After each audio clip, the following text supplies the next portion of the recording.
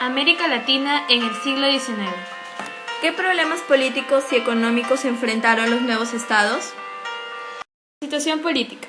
Finalizadas las guerras de la independencia, se inició en América Latina el arduo proceso de construcción de la nación y organización política de los nuevos estados. Un primer conflicto se entabló para decidir la forma de gobierno. El modelo monárquico solo prosperó en Brasil, mientras en los demás estados se impuso el modelo republicano. Una segunda cuestión fue establecer si las repúblicas debían ser unitarias o federales. En este aspecto, los conflictos entre políticos conservadores y liberales marcaron los primeros años que siguieron a la independencia de los países americanos. Brasil, la época del imperio. La corte portuguesa se había instalado en Río de Janeiro en 1808, debido a la invasión francesa a la península ibérica. Después de la derrota de Napoleón en Europa, el rey decidió permanecer en América debido a la importancia económica que representaban sus colonias. Pero en 1820, ante el estadillo de una revolución liberal en Portugal, el rey regresó a Lisboa y dejó a su hijo Pedro como regente en Río de Janeiro. Con el apoyo de los comerciantes y los productores locales, el príncipe lideró el proceso de independencia y la adopción de una monarquía constitucional. En 1822 asumió el gobierno del Imperio de Brasil como Pedro I. En 1831 el emperador abdicó en favor de su hijo y partió a Europa. El nuevo emperador, Pedro II, resistió las presiones internas causadas por los enfrentamientos entre los grupos liberales y conservadores que dividían la vida política de Brasil. Conservadores y liberales.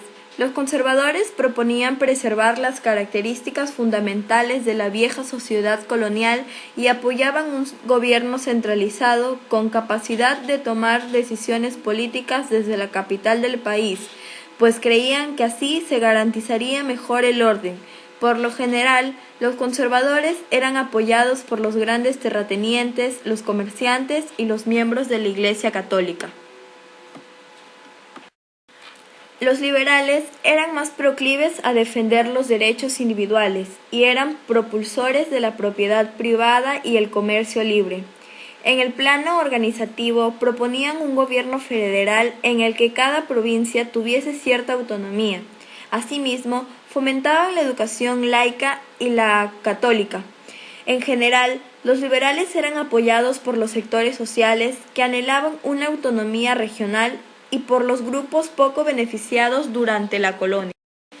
Pero ni conservadores ni liberales tenían gran apoyo entre los grupos populares, urbanos y rurales, mayoritariamente indígenas. Los conservadores aspiraban a mantener el paternalismo tradicional de los españoles, quienes veían a los indios como niños a los que había que guiar.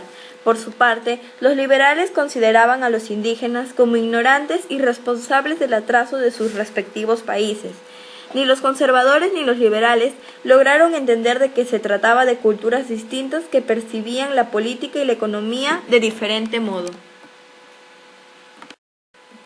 La dependencia económica. En el aspecto económico, el naciente Estado republicano enfrentó la reorganización del país acostumbrado al orden colonial. No se pagaban impuestos, no había suficiente mano de obra y la minería, el sustento tradicional del gobierno virreinal, estaba descuidada. Esta situación forzó a los nuevos estados a buscar alternativas para desarrollar sus economías. Una de las primeras medidas que tomaron los estados hispanoamericanos para recuperar sus economías consistió en insertarse en el mercado europeo, en un movimiento en que se iniciaba el sistema internacional. Europa era el gran mercado donde colocaban productos agrícolas y ganaderos, así como materias primas y de donde recibían productos industriales. Por eso, la apertura de las economías aceleró el incremento de la importancia de productos extranjeros. Todo indicaba que el comercio internacional había cambiado de manos, de los comerciantes españoles a los británicos. De esta manera, las casas inglesas se establecieron en América Latina con la idea de vender los productos que su industria producía, sobre todo en puertos como Veracruz, Valparaíso y Buenos Aires. Ello generó una progresiva dependencia económica de los mercados europeos. Principales productos de exportación. Cacao, cultivado en Venezuela. Fue el principal producto de exportación durante la colonia y predominó durante gran parte del siglo XIX.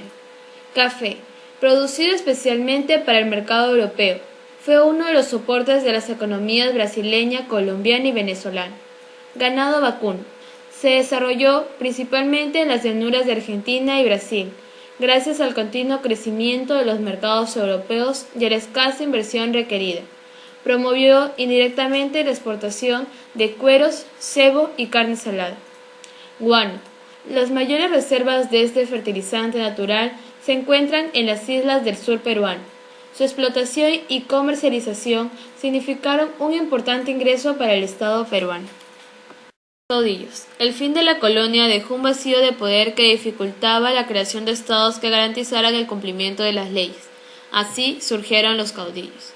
Los caudillos eran líderes políticos y militares que contaban con un gran carisma y respeto entre sus seguidores, a quienes daban protección, pero exigían a cambio lealtad. Muchos establecieron verdaderas relaciones de paternalismo con sus subordinados.